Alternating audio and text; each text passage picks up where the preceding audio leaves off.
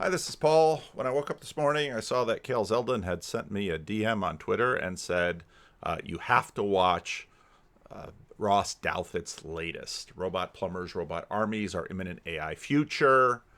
And yeah, it starts out with all the usual scary stuff. And now this individual has put a timeline on it. We're talking, you ought to be able to see some things in 2026. That's just next year. Then by 2027, that hockey stick is going to hit. So you've got AI super intelligent researchers. And so I'll put the link to this report, AI 2027. And they talk about all the scary stuff. And that was interesting. And, it's super interesting because we've had climate apocalypticism really captivate a whole segment of the population. And well, this is quite a bit quicker. And this you'll get some. Well, we'll see certain degrees of validation or verification about their ideas relatively soon, which makes it very interesting. And I've got plenty of yeah buts about their apocalyptic, but what do I know? But I thought actually the most commentable parts of the conversation were towards the end. So very much, if you want to listen to the first 45 minutes with all the scary stuff, they've got plenty. I'm sure Rod Dreer's going to talk about this tomorrow or the next day or something, because that's where Rod gets all the alarmist stuff, and that's usually where I get all my alarmist stuff from Rod. But the end of this conversation was really the most, in some ways, enlightening part of a bunch of level. Now, I don't live very far from the Bay Area. There was a couple actually from the Bay Area who were working adjacent to a bunch of this stuff, and they would tell me some things which sort of reminded me about what I heard here. And that was interesting. I remember some of the things that they would tell me. They since have moved back east to a place where one of them grew up. But let's jump in. There's a tendency, I think, for people in AI research making the kind of forecasts you're making and so on to move back and forth on the question of consciousness, right? Are these super intelligent AIs conscious, self-aware in the ways that human beings are? And I've had conversations where AI researchers... Now, this question is always asked, and I've spoken about this before, because my question is always, why this question? And I think lurking beneath this question, again, is this negative utilitarianism, which is part of the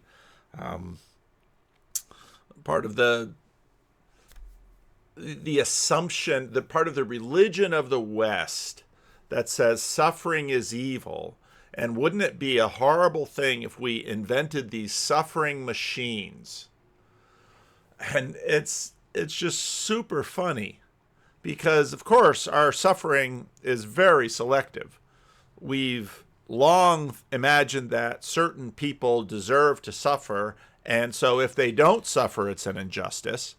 But now suddenly we're concerned that, well, consciousness, and again, what's abundantly clear when you enter into these conversations is when we're using this word consciousness, we have no idea what we're talking about. We have an experiential sense of the consciousness that each of us experiences, and suffering is part of that consciousness. But what exactly does this question mean? John Vervaeke has, given some definitions of consciousness, which I think have been helpful, but nothing satisfied me so far. So let's continue. And people will say, well, no, they're not. And it doesn't matter because, you can have an AI program working toward a goal. And it doesn't matter if they sort of, are self-reflective or something. So here's another example of sort of purpose sneaking in. Had, Sam's wonderful video about purpose and evolution. And what you very quickly realize is that pretty much along the lines of what Jonathan Peugeot keeps saying, you cannot operate in this world without an aspect of purpose functioning, and we trust in that and we depend on that for certain things. So here it is again. Um, but then again and again, in the way that people end up talking about these things, they slip into the language of consciousness. So I'm curious, do you think consciousness matters in mapping out these future scenarios? Is the expectation of most AI researchers that we don't know what consciousness is, but it's an emergent property? If we build things that act like they're conscious, they'll probably be conscious. And of course, here now we're going to get into this whole emergent property thing. And emergent property has part of what's interesting about language is that the definitions under the words just keep moving around. And what we mean by an emergent property in this case is we're building these self-learning machines, or we're building these machines that we haven't actually constructed but rather trained. So he says many times we don't really know how they work, which is kind of a scary thing. But consciousness is an emergent property, so therefore, well, which lends to Rupert Sheldrake's observation that, well, wouldn't the sun be conscious by virtue of the number of electrical connections in it, which is massive, massive, massive compared to our little brains? And what about the little connections in a fly's brain or a fly's whole system, and on and on and on and on and on? And that's going to get us over to telepathy tapes at some point. So let's keep going. Where does consciousness fit into this? So this is a question for philosophers, not AI researchers. But I happen to be trained as a philosopher. Well, no, it is a question for both. Right? I mean, since the AI researchers are the ones building the agents, right? They probably should have some thoughts on whether it matters or not, whether the agents are self-aware. Okay. So right there, Douthit, well, consciousness, one of the things, self-aware. Well, what does that mean? Well, Douthit's going to get into it a little bit deeper. Sure. I think I would say we could distinguish three things. There's the behavior. Are they talking like they're conscious? Do they behave as if they have goals and preferences? Do they behave as if they're experiencing things and then reacting to those experiences? Right. And they're going to hit that benchmark. Definitely. Right? People will absolutely think that the super intelligent AI is conscious. People will believe that, certainly. Because it will be, And by that we sort of mean, it's sort of the Turing test, that will be convinced that we're having a relationship with that other entity whose representations of words or sounds or images or all of them are coming our way. And so, of course, we're going to get into this whole realm of how easy it is to fool and trick people. In the philosophical discourse, when we talk about our shrimp conscious, our fish conscious, what about dogs? Typically what people do is they point to capabilities and behaviors. It can, it seems to feel pain in a similar way to how humans feel pain. It sort of has these... Notice that pain is the first thing that comes up, always, because this is our anxiety. We have this moral anxiety, which, fair enough, we don't want to cause needless suffering to other human beings unless it's justified. But of course, that whole justification thing is where things get swirly, because, well, such and such should suffer because of the evil that they've done. Such and such should suffer because the evil that they will do. Such and such should suffer because the therapy of restoration that will, you're going to suffer when you go into the dentist, so you can suffer less with your teeth. It's usually along one of those lines. Aversive behaviors and so forth, right? Most of that will be true of these future super intelligent AIs. They will be, acting autonomously in the world. They'll be reacting to all this information coming in. They'll be making strategies and plans and thinking about how best to achieve their goals, etc. So, in terms of raw capabilities and behaviors, they will check all the boxes, basically. There's a separate philosophical question of if they have all the right behaviors and capabilities, does that mean that they have, true qualia, that they actually have the real experience, as opposed to merely the appearance of having the real experience? And that's the thing that I think is a sort of philosophical question. I think most philosophers, though, would say, yeah, probably they do. because And of course, this real experience, that's still sort of a difficult thing between human beings, because a lot of the talk that we do and disagreements that we do and arguing that we do is people who are remarkably similar or have been, let's say, a couple sharing a home for decades will have very different experiences from the same set of so-called objective realities out there in the world. Probably consciousness is something that arises out of this information processing cognitive structures. And if the AIs have... Okay, but here again, now suddenly, again, if you listen to John Vervaeke, he'll say, well, theology is really going to be important going into the future. And I remember when he says that, it's always like, what exactly does he mean? But when you listen to this podcast, you really get a sense of it, because we've just sort of been, for a couple of centuries in public life, the dominant level of philosophical obsession has been epistemology. What can we know?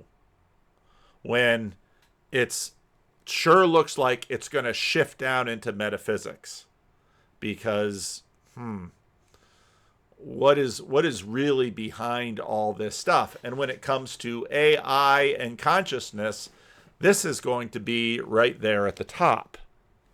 Well, I don't know, is now a good time to... So I've almost made my way through the first season of the telepathy tapes now, and yeah, I completely understand. Sort of, this woman went on Joe Rogan, and then a whole bunch of people in the corner listened to the telepathy tapes, and they were all geeked about talking about it, and then it just sort of went away fairly quickly. There's a lot to notice about the telepathy tapes.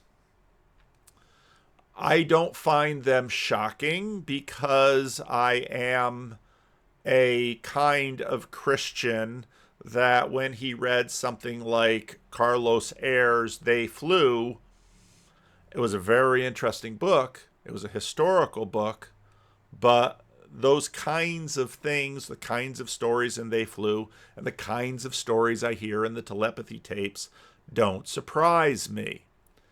Now, again and again and again, Kai Dickens, in her way, and it sort of takes on this mode which is popular in, let's say, New York Timesy podcasts of this, that sort of take on this particular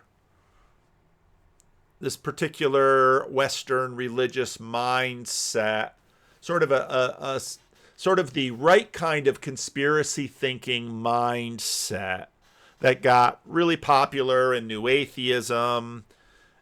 It's sort of the X-Files pulled out and washed through the a mood and vibe generator of the New York Times. So it's very much Blue Church, but you've all been fed materialism. And here at the telepathy tapes, we say materialism is bunk now, and suddenly everything's just sort of spiritual. It would be spiritual in the way that, let's say, daytime TV The View would be spiritual. What's interesting, so the telepathy tapes, basically, maybe I'll just give a little quick summary, because it's worth listening to, but it's fun to listen to sort of in the background. It's not real thick, I'll say it that way. And I'm looking forward to the movie or the documentary, because it would be a lot of fun to see some of this, but I'm not a skeptic about it. Basically, it begins noting that non-speaking children with autism and adults with autism have a, and I hate the word telepathy. I think it's not a great word. Basically, these people can communicate with their mothers. They can communicate with each other. And almost everyone who begins to engage in this immediately, in sort of our Western cultural, formed by materialism mode, formed by scientism mode, keeps wanting to push harder into the question, we need to explore this other aspect of reality. I'll call it that. We need to explore this other aspect of reality. We need to map, well, we don't even have a name for it. Is it the ether? Is it the spiritual realm? Yada, yada, yada. We need to understand the mechanisms of this because, well, why would we want to understand the mechanisms of this? We want to understand the mechanisms of this so we can account for it, control it, colonize it, employ it, etc., etc. Now, I am not a skeptic at all about anything that I've heard here. It doesn't mean that everything here can't be examined skeptically and thought about deeply.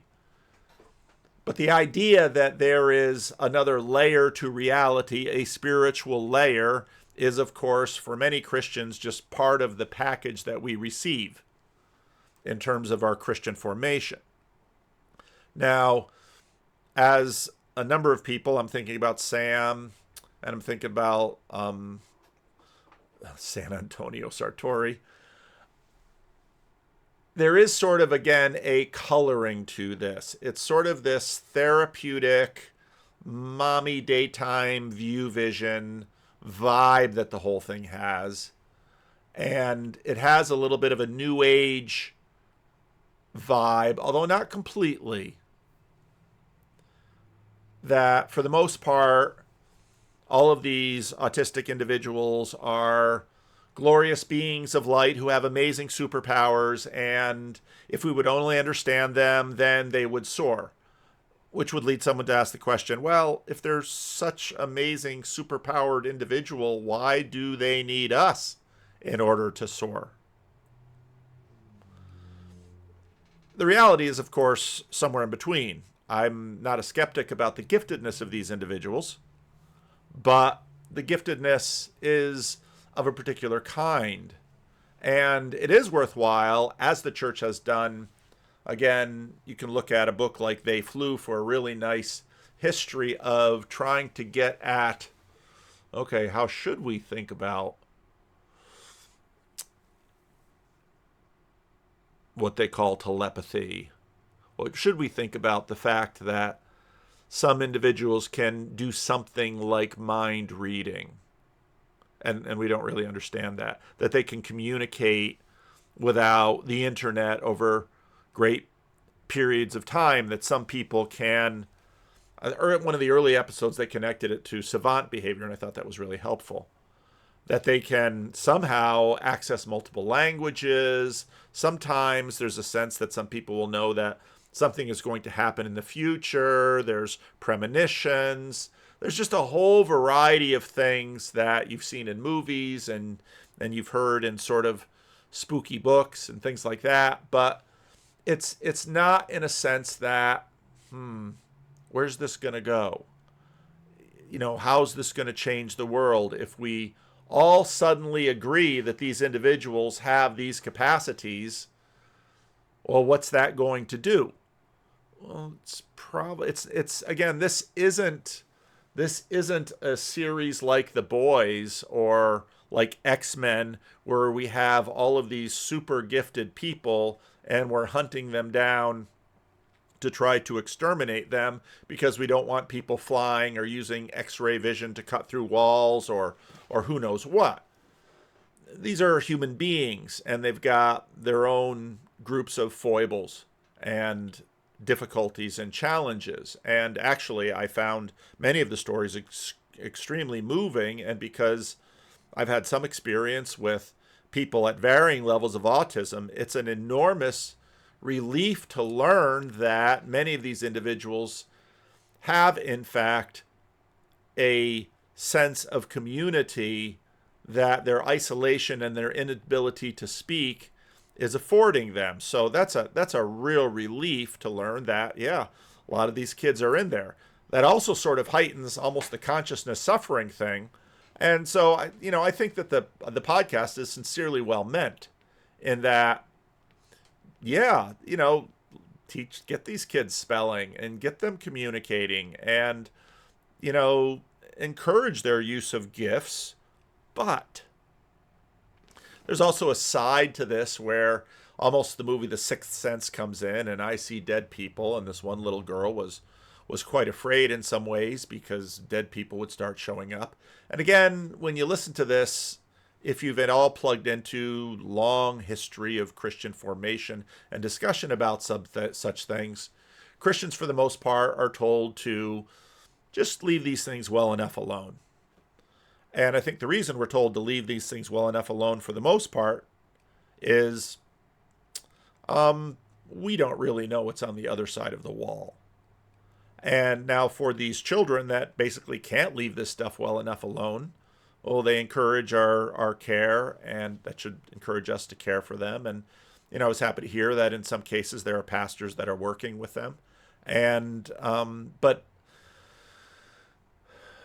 I guess what I would say is that the spiritual landscape is not a place where there are only good actors. And for that reason, again, the basic Christian position is stay on this side of the line unless you really can't unless you really can't avoid it. And then there are other people in the church to help you bring some order to the world, to that world that includes the other side. The other side of what? Well, that's sort of the question. But again, all of the ideas that there's a lot of likening this, let's say, to radio waves. And the assumption is that all of this can be approached mechanistically. And again, I've got my doubts. I think the better way to approach a lot of these things is relationally. So how does the telepathy tapes then connect with robot plumbers? Well, they very quickly get into the consciousness conversation, and the consciousness conversation, at least in the telepathy tapes, is basically an assumption that consciousness is sort of an aspect of our environment. And of course, there's all kinds of notions about, consciousness being in part of all sorts of consciousness being how to talk about these things. I mean, panpsychism is one version of it, where there's consciousness in everything. I think it's easier to imagine, again, you could sort of take the telepathy tapes and you're not too far from the conviction, which of course anybody sort of downstream from Peugeot and this corner, most of us could pretty easily say that consciousness is more foundational than matter. You have, again, formal cause and final cause, if we want to use Aristotle's way of talking. And so it doesn't come as a big surprise that human beings, when it comes to our consciousness, this is something we really don't understand. And then you get into this whole crossover of questions of demons and AI. That's going to get really complicated, because then there's going to be the questions about UFOs and AI and consciousness and demons. And there's just not going to be any escaping these conversations completely, even though I think, generally speaking, we ought to have a fair amount of reverence and circumspection about this. Part of what's interesting about the telepathy tapes is that for all the enthusiasm about the superpowers that these individuals have, and again, I praise God that they are not anywhere near as isolated or locked in as we seem to believe. We also have no idea to what degree some of these capabilities are special and unusual, and are many of the other talkers just not there. Sam was making some good observations on a live stream that both in the religious realm, then let's say in the psychedelic realm, because in terms of what psychedelic drugs tend to do to the brain, religious practices, fasting, there seems to be a way that certain aspects of our minds sort of get taken down a bit in order to be open to this level of existence that always seems present. In other words, there is a way in which and actually they talk about this quite frankly in the telepathy takes, that turning this stuff down is really helpful for functioning in a material world. It's just that if you turn it all the way off, you wind up looking like a new atheist. But that whole realm is completely apart, and I mean, I should say separated from all of this concern about AI. And I don't think it can be. What to do with it, I don't know yet. But they're not disconnected, because the interesting things about the spellers and the telepathy tapes is in some ways their inability to cross this divide into the material world. And so they're dependent on their parents and their teachers and their caregivers in order to manage that transaction. It's also helpful to think about the fact that one thing that Jordan Peterson said often was that Jung speculated that part of the reason the scientific revolution takes off, and I'm putting it in my own words, the scientific lab leak goes viral, is because there was a degree of frustration about human suffering, and rightfully so, in the time before that. So let's sort of turn down the next world, otherworldly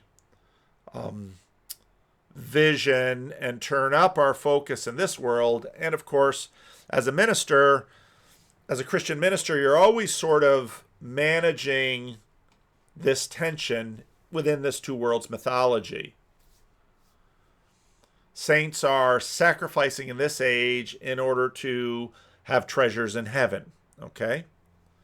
Part of what happens is that over time the church keeps managing these things. And I haven't listened to all of the hubbub about the recent Wes Huff appearance on Andrew Schultz yet. I see that Speak Life is covering it. But a lot of the history over the last 500 years has been modulating where should our priorities be. Should they be here in the secularum, here in the seculum, in the this world, in a 100-year time frame of your life? Should you maximize that? And basically, again, a la New Atheists say, there's nothing after it, so spend all your chips here and now. Or should you assume that you're able to bank things for the age to come in this life? And where should your priorities be? And where should the church's priorities be? In many ways, this has been the center of the conversation for a very long time. And now AI comes along and it's like, okay, well, where's this going? If in fact they can get over their hurdles. Now, I'm a little skeptical about this timeline, but let's continue to follow this a little bit further. Have those structures, then probably they also have consciousness. However, this is controversial, like everything in philosophy. Right, and I don't expect AI researchers to resolve that particular question exactly. It's more that on a couple of levels, it seems like consciousness as we experience it, right, as an ability to sort of stand outside your own processing, would be very helpful to an... Okay, and now again, John Vervaeke is helpful in terms of affording some different language. So what Ross Douthat is talking about is self-transcendence, sort of. But that's, consciousness, again, we just sort of have this one big fat word that we dump all these things in, and it's just a gumbo in there. AI that wanted to take over the world, right? So at the level of hallucinations, right? AIs hallucinate, they produce the wrong answer to a question, the AI can't stand outside its own answer generating process in the way that, again, it seems like we can. So if it could, maybe that makes the hallucination process go away. And then when it comes to like the ultimate sort of worst case scenario that you're speculating, right? Like, it seems to me that an AI that is conscious is more likely to develop some kind of independent view of its own cosmic destiny that yields a world where it wipes out human beings. And of course, none of this sort of gets into the whole aspect of caring or wanting. And again, I think now take telepathy tapes, they flew a worldview that isn't materialistic, and suddenly, now we're sort of talking not just about, let's say, spirits up there that are teaching autistic people languages or giving them other information about this or that, but now we're talking spirits with agendas and the kind of big spirits that already inhabit and possess and move through people. Again, back to, who is Jordan Peterson biblically, at least in the early days? He's the unauthorized exorcist. Why? Because he was delivering many young men from a certain spirit. And those spirits are among us. And in many ways, let's say, to pull something from the book of Daniel, the Prince of Persia isn't just sort of over a nation or a culture, but these spirits are over language groups and political groups and a whole variety of things. So this stuff is so hard to talk about. So in other words, does the machine care? How, in some ways the question is, will the kinds of spirits that inhabit us and direct us to care or not care about certain things, will those spirits start inhabiting machines? And I would say they already do, to the degree that we are programming, behind all of this is, well, will the machines care about something? No, we want the machines to care about us. Okay, well, what do you mean care about us? Because let's look at political rivalry in the United States. I think both groups care about the welfare of the nation. Despite all of their anger, they care about the welfare of the NPCs that are possessed by all these various grand spirits that have been formed in their lives.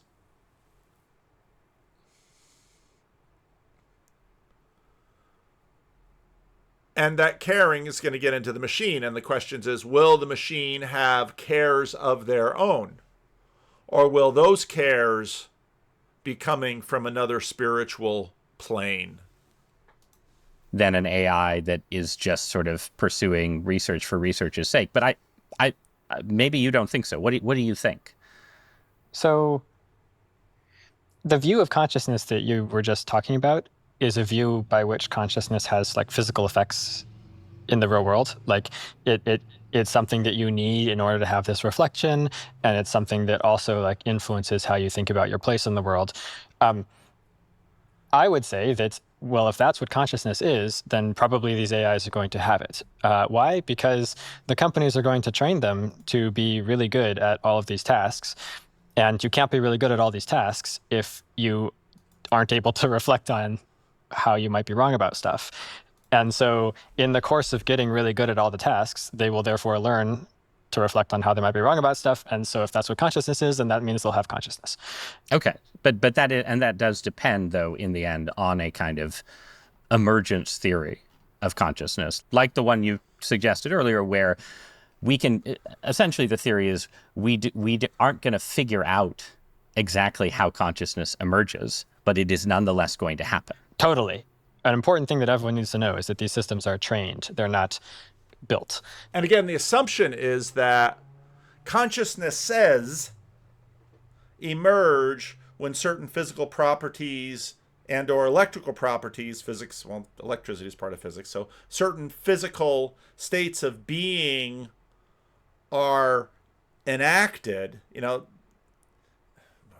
so much to this, that then consciousness emerges.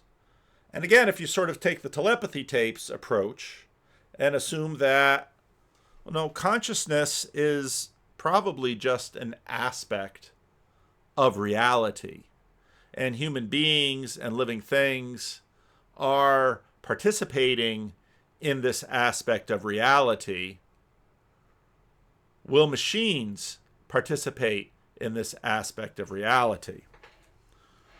Well, I can tell some ghost stories. It's not uncommon as a pastor, because unless you're in like a super materialist church, people die and things happen. It's not unusual that the really strange things that happen after someone's death that family members interpret as visitations from their loved one, that many of these things have an electrical aspect. I've noticed that in years of listening to stories. And I try not to poo-poo people's stories because I want to hear them. Now, does that mean that in every case, lights going on and off, or doors getting locked and unlocked, car doors, I mean, or other electrical appliances, and then in one case, the relative of the deceased person, called out their name and said, "Would you please stop messing with this?" And then it stopped. What does that mean? Can you test it scientifically? No. You can't either debunk it or prove it. It's just like most of the world. We don't even know how these machines are working. So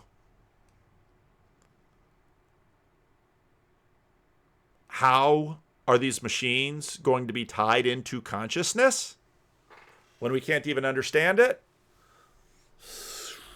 And then we're going to put these machines in charge of weapon systems? So if you've got not terribly benevolent spirits, it's weird. And so we don't actually have to understand how they work, and we don't in fact understand how they work in order for them to work. Okay. So then from consciousness to intelligence, all of the scenarios that you spin out depend on the assumption that, to a certain degree, there's nothing that a sufficiently capable intelligence couldn't do.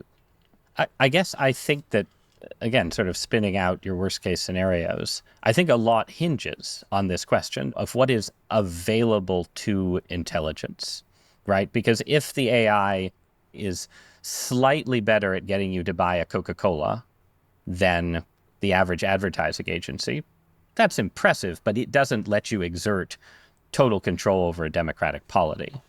And I really love the fact that he used a concrete example there, because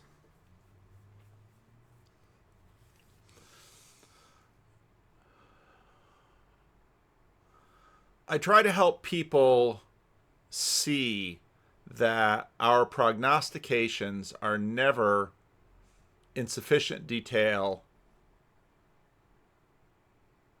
to actually satisfy. What do I mean by that? So in working through gospel messages and working through, working in the gospels and trying to sort of think about, okay, what were the disciples wanting from Jesus? And at least many scholars believe that, and it's a very reasonable thing just reading the text, that the disciples, well, they want things to be better. You see this every time there's a presidential election. Well, how's the world going to change if so-and-so gets elected? Maybe you want this person to get elected. Well, then what? Is it going to be the price of eggs? Is it going to be universal basic income? Is it going to be the U.S. deficit? Now, all those kinds of things we tend to think about because you can find out the price of eggs to a degree or the price of gas by going down the street and looking. But life is way, way, way, way, way more complex than that. So, again, one of my favorite riffs from Jordan Peterson back in the college lecture days is, what is an automobile?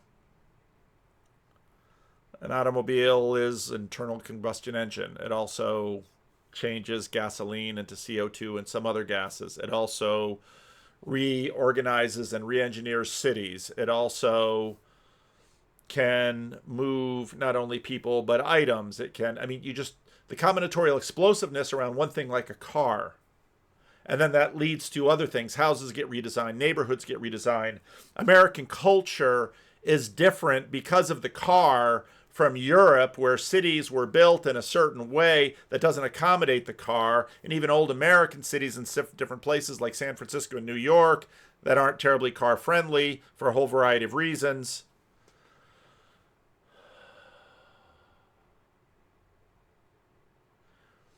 I'll often say to people something like, think about how you imagined your life would be when you were graduating high school. Did your life turn out that way? Again, combinatorial explosiveness. We suddenly have to try to reduce life down into certain sort of key frames and say, I'm going to use these key frames to sum up, to compress my life into these key frames. The reality is just so complex. And Douthit's question, I think, is extraordinarily good here. Because basically what the assumption is, if you listen to the scary parts of the video earlier, that these AI is going to be so smart and so good that manufacturing is going to take off so quickly, and everyone's going to have to do it, the nations that can at least, to stay in competition with their rivals, and just zoop, things are going to get out of control real fast. Okay, well, and maybe the kinds of AI we're using now, it's infiltrating almost all of the tools I use every day. I can't open Gmail and not have, let Gemini write your email for you. Oh, Gemini, you're so smart.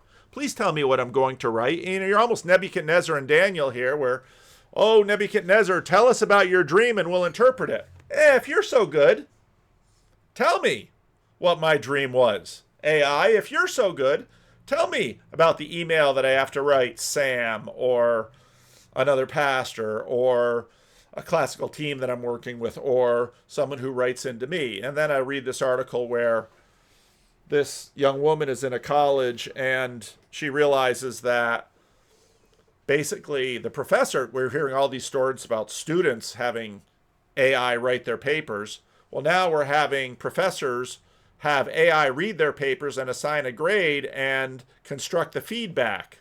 And it's like, well, you've just taken everybody out of the loop. But, are these papers lighting the world on fire? And I generate AI images fairly often for thumbnails. Might do one for this video. But, boy, you sure got to watch them. And you would say, well, all that's going to get fixed. Really? If I just sit down, and maybe I'll do it after this video, I'll just type in, generate the kind of picture I want. We're back to sort of Nebuchadnezzar and Daniel. So, there are a lot of questions about this. And I like the Coca-Cola example because, okay, so superpower AI is going to write a Coke ad that does what? Just zombifies all of us, but instead of wanting to eat brains, we want to drink Coca-Cola. We won't settle for Pepsi. Is that what's going to happen? Instead, what I sort of see is something of an arms race. Now, maybe humans will lose this arms race, that we're watching AI and we're not terribly happy with what we see. I'm using AI more and more, sort of as a search engine, but usually things that will have footnotes that I can check the footnotes because I don't trust it.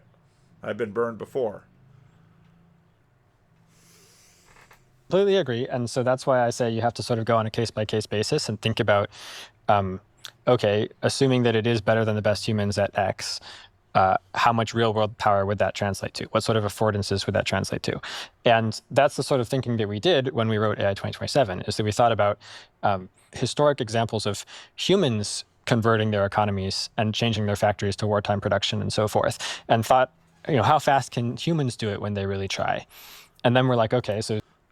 And again, what's so interesting is that all of these people thinking about this, what actually do they know about American wartime conversion, about consumer products to war materials? They know, they might look at some numbers, but could they rivet a ship? Because the difficulty with this world is that, again, things get complex real fast. Dreer just wrote an interesting piece where he's talking about basically how many reporters. So the Pope does something in Latin. It's a song that almost any... Here's a clip of the newly consecrated Pope Leo XIV chanting beautifully the ancient Marian hymn of the Western Church, Regina Caeli. He chants in Latin. Here's the words, and he goes through the words, and then a Washington Post reporter, hallelujah, he intoned reverently in Latin.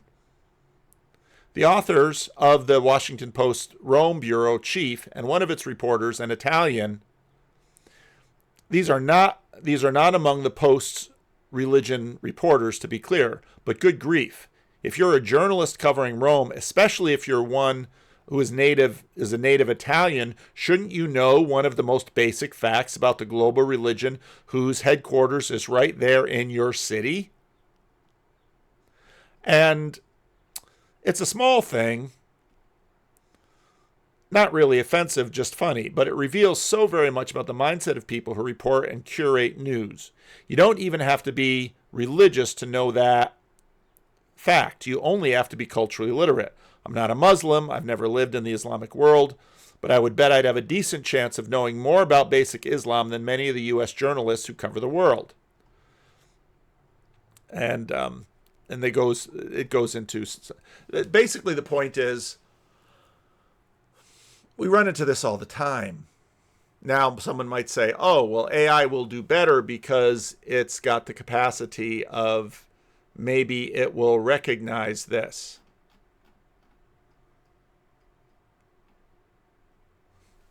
Maybe, maybe not. We don't know. Superintelligence will be better than the best humans, so they'll be able to go somewhat faster. And so maybe instead of, like in World War II, the United States was able to convert a bunch of car factories into bomber factories over the course of a couple of years. Well, maybe then that means in less than a year, maybe like 6 months or so, we could convert existing car factories into fancy new robot factories producing fancy new robots, right? So that's the sort of reasoning that we did, sort of a case-by-case basis, thinking it's like humans except better and faster. Better. What is better? Again, you have better in what way? If you're looking for a new car, well, I'm looking for the best car. Okay. Well, what's going to make it the best car for you? You might think fuel economy, or if it's electric vehicle, range, or price, or... Better is not so simple. And this is going to be apparent as this conversation continues. So what can they achieve? Right. And that was sort of the guiding principle of telling this story. But if we're looking for hope, and I want to, this is a strange way of talking about this technology where we're saying the limitations are the reason for hope. Yeah. Right. Like we started earlier talking about robot plumbers as sort of an example of the key moment when things get real for people, right? It's not just in your laptop, it's in your kitchen and so on, right? But actually fixing a toilet is on the one hand, it's a very hard task. On the other hand, it's a task that lots and lots of human beings are quite optimized for, right? And like, I can imagine a world where the robot plumber is. And here's the funny thing. A human fixing a toilet, for so many fixes around the house, there's experience, there's sensibility, there's background knowledge. There's a lot that goes into it. And so Is never that much better than the ordinary plumber. And, people might rather have the ordinary plumber around for all kinds of very human reasons, right? And that could generalize to a number of areas of human life where the advantage of the AI, while real on some dimensions, is limited in ways that at the very least, and this I actually do believe, dramatically slows its uptake by ordinary human beings. Like right now. Now let's talk about the natural order a little bit. Let's look at a fly or a mosquito.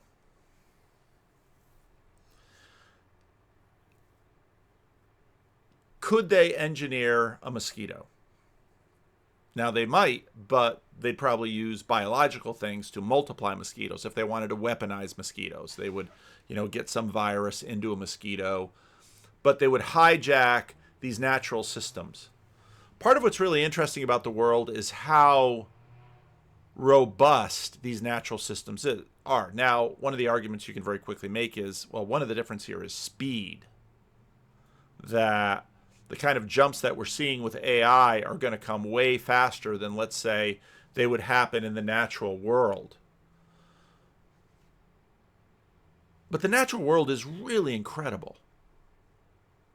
Because, we have all these, little robot dogs that you can sometimes see. They're always moving their legs like this. In many ways, they don't have a tenth of the wonder of the dog I trained for canine companions.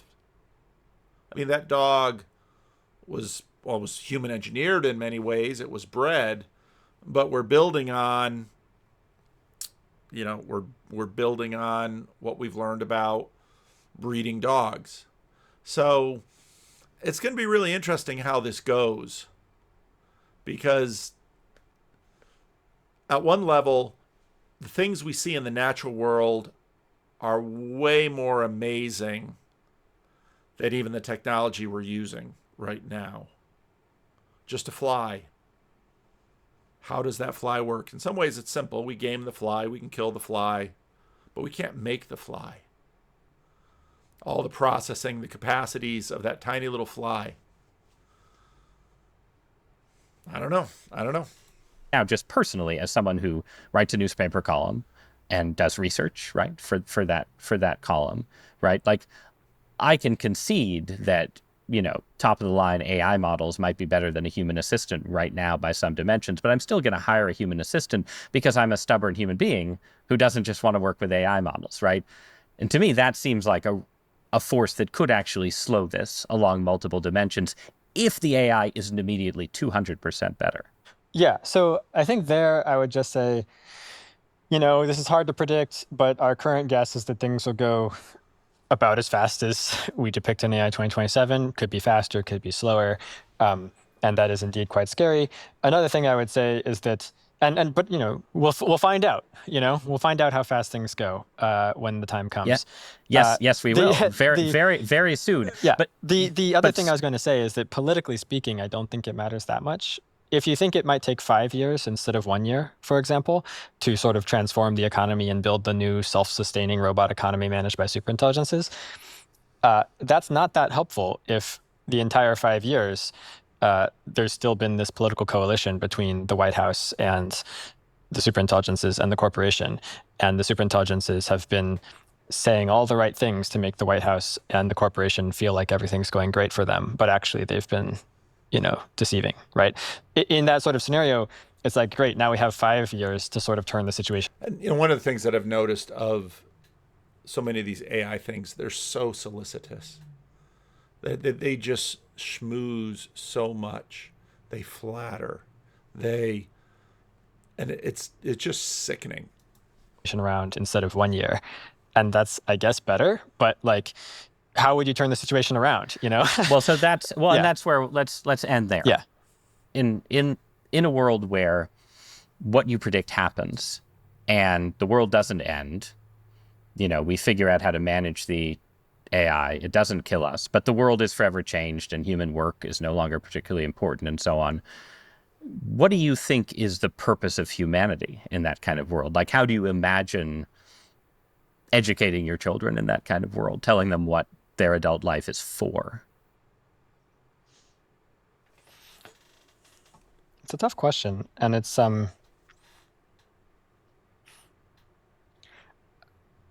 here are some thoughts off the top of my head, Yeah. but I don't stand by them nearly as much as I would stand by the other things I've said, because it's not where I've spent most of my time thinking.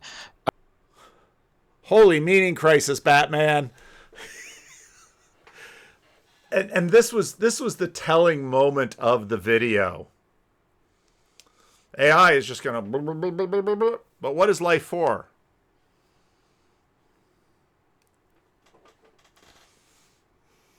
Any catechumen in a Presbyterian or Reformed church should be able to rattle off the first question and answer of the Heidelberg Catechism, or the first question and answer of the Westminster Shorter Confession, to love God and enjoy Him forever. What happens if... So again, it's so amazing what we want. Well, what do we want? Well, we want to have AI do everything because it can do it better, and so people don't have to. A friend of mine who was on my channel a lot, he was in my office a lot today, making my Thursdays have gotten complicated. He lives on Social Security disability, and one of the major things in his life is, how will he spend his time? What should he do now? Talk about a meaning crisis. You're going to unemploy all these people? Oh yeah, that won't be a problem. When people get bored and lonely, they tend to do really dumb, bad, destructive things. So now our robot cops are going to, I mean, this is just the sci-fi dystopia stuff. But this is again part of why it can either make you very afraid or very doubtful about their prognostication, because it doesn't seem they in any way understand what a human being is. So first of all, I think that if we go to superintelligence and beyond, then economic productivity is just no longer the name of the game when it comes to raising kids. Like, there won't really be participating in the economy in anything like the normal sense. It'll be more like just a series of like video game like things, and like people will do stuff for fun. This video didn't make it to a video, but I thought this was one of the most religious videos I've watched. 16 years. Which makes this question in the interim, how should they be educated? What should they be educated towards? Feel really uncertain to me. My confidence that the schools are set up now for the world they are going to graduate into is very, very low. So you study education. You've been thinking a lot about education and AI. What advice would you give me? So approximately a third of kids are deeply engaged. 2/3 of the kids are not. So we need to have learning experiences that motivate kids to dig in and engage and be excited to learn. So when friends or relatives ask me the same question, I usually say, look, we have to think about 3 parts to the answer. Why do you want your kids to be educated? What is the purpose of education? Because actually, now that we have AI, they can write essays and pass the bar exam and do AP exams just as good or better than kids. We have to really rethink the purpose of education. The second thing we have to think about is how kids learn, and we know a lot about that. And the third thing is what they should learn. Like, what's the content? What are the skills? People always think of education as sort of a transactional transmission of knowledge, which is one important piece of it, but it is actually so much more than that. Learning to live with other people, learning to know yourself, and developing the flexible competencies to be able to navigate a world of uncertainty. Those are kind of the whys for me. But And school isn't prepared to do any of those things. Again, I can go back to the introduction to Dallas Willard's The Divine Conspiracy, his book on the Sermon on the Mount. And back in the 80s, there was this crisis because universities were supposed to teach values. Well, universities got out of that at the beginning of the 20th century when they got out of the theology business, because back then the purpose of universities was to the formation of Christian men and women. And, well, eventually education became the formation of workers and productive economy drones. And so now she's like, well, they should really learn to be people. Oh, is that what public education is for? So, it's funny that, same channel, you've got Douthat and you've got Ezra Klein, both working for the New York Times, and rather than because they need to get money, if people are around at all.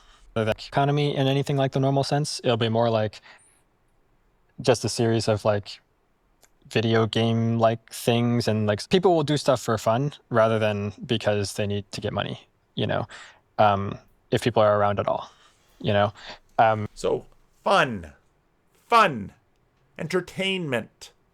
We're gonna, then flip over a few more channels to that one woman who her little TikTok video went viral, where basically she's saying, yeah, all this technology, it's totally ruining kids. It's totally ruining kids. And in fact, they're just getting successively bored with the so-called fun stuff. And actually, for most of us adults who get to do fun stuff, why do I make videos? You want to know why I make videos? I like making videos. It's fun. And it's not playing a little farm game on an iPad. And there, I think that, I guess, what still matters is that my kids are good people, and that they,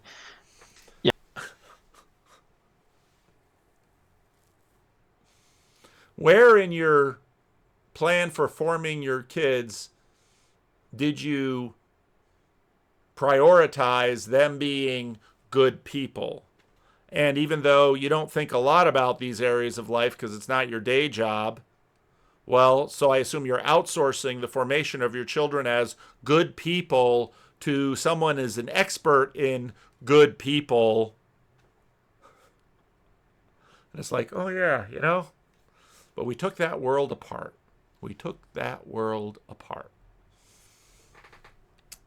Yeah, that they have wisdom and virtue and things like that. So I will do my best to try to teach them those things, because those things are good in themselves rather than good for getting jobs. So, in other words, all this goal-oriented education so you can get a good job, boy, yeah, this kind of thinking won't provoke a meaning crisis in high school kids or college kids that are, just wanting to get out of college, to get a good job, to have a nice car, to be able to afford a home in America, no, don't worry about any of those things. The machines are going to make us so much money. And I just think, how's that going to work? But maybe, who knows? The machines are going to make us so much money that it's the Big Rock Candy Mountain. And that's what it's going to be. That's a hobo song about. Just look it up on YouTube. The Big Rock Candy Mountain. In terms of the purpose of humanity, I mean, I don't know, what would you say the purpose of humanity is now? These are the kinds of questions like, how many angels can dance on the head of a pin? The purpose of humanity. Who asks questions like that? Look at his face and look at Douthat's face. It's like, I am deadly serious about this, and especially after listening to you, you should be too. And you're chuckling? And you all are the supposed oligarchs and masters of the universe that are going to see us through this transition? Well, I have a religious answer to that question, but we can save that for a future conversation. I have a religious answer, so sorry, naked public square. Religion is not supposed to be here. So, all right, bring on the robot apocalypse. I mean, I think that the world that I want to believe in, where some version of this technological breakthrough happens, right, is a world where human beings maintain some kind of mastery over the technology, which enables us to do things like, colonize other worlds, right? To sort of have a kind of adventure beyond the level of material scarcity. And, as a political conservative, I have my share of, disagreements with the particular vision of like Star Trek, right? But Star Trek does take place in a world that has conquered scarcity. People can, there is an AI-like computer on the Starship Enterprise, right? You can have anything you want sort of in the restaurant, because presumably the AI invented, what is the machine called that generates generates. Isn't it the replicator? I've had this replication theme going on, riffing off C.S. Lewis in my sermons, and so it's like food, any food you want, right? So that's, if I'm trying to think about the purpose of humanity, it might be to explore strange new worlds, to boldly go where no man has gone before. I'm a right? huge fan of expanding into space. I think that would be a great idea. Okay. Yeah, and in general, also like solving all the world's problems, right? Like poverty, and disease and torture and wars and stuff like that. I think that's the first list, right? If we get through the initial phase with superintelligence, then obviously the first thing to be doing is to solve all those problems and make some sort of utopia, and then to bring that utopia to the stars would be, I think, the thing to do. And C.S. Lewis is concerned about, what if we actually managed to get out to the stars? What would we do? We'd bring our utopia to the stars. That's what we're always doing. The Romans brought the Roman way to Judea. The British brought the right way to live to India and America. And the Habsburgs brought, oh gosh. The thing is that it would be the AIs doing it, not us, if that makes sense. Like, in terms of actually doing the designing and the planning and the strategizing and so forth, we would only be messing things up if we tried to do it ourselves. So you could say maybe we should go back to how this conversation begins. Superintelligence mean for ordinary mortals like us? My guest today is an AI researcher who's written a dramatic forecast suggesting that by 2027, some kind of machine god may be with us, ushering in a weird post-scarcity utopia, or threatening to kill us all.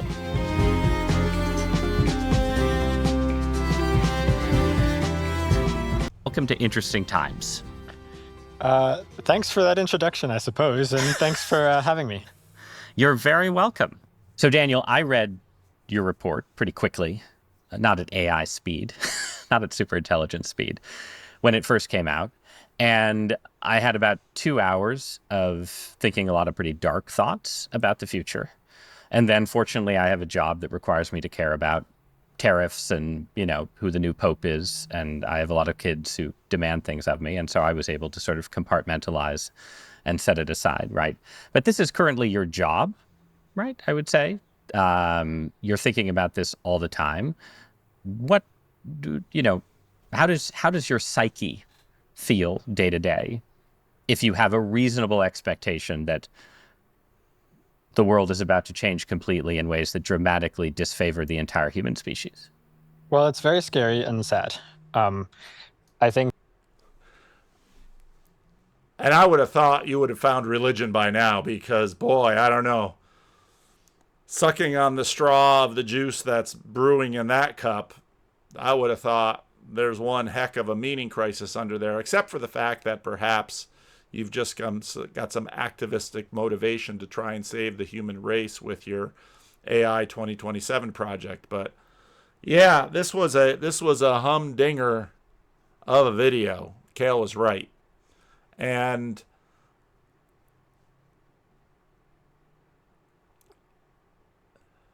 the abandonment of a basic cultural seriousness about the most important questions in the world, such as, why are we here? What is a human being?